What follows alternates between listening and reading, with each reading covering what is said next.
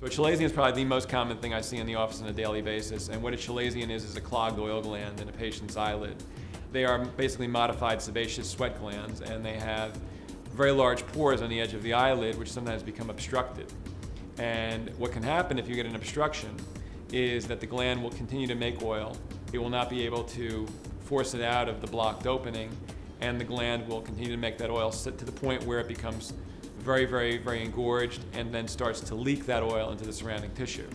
The leakage yields a fairly strong inflammatory reaction in most patients. In fact, bad enough that it could look like they're infected. The lid will get quite swollen and red.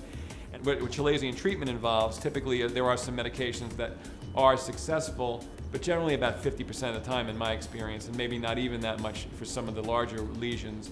And then very often they have to be excised in the office, which is usually the way to do chalazion surgery. We typically excise them in the office with local anesthetic, and for most adults that's a very tolerable way to do it. It's about a 10 to 15 minute procedure in office. It's a satisfying procedure to do in that patients are nearly always happy with the result and always very happy to get rid of what is a very unsightly blemish in their eyelid.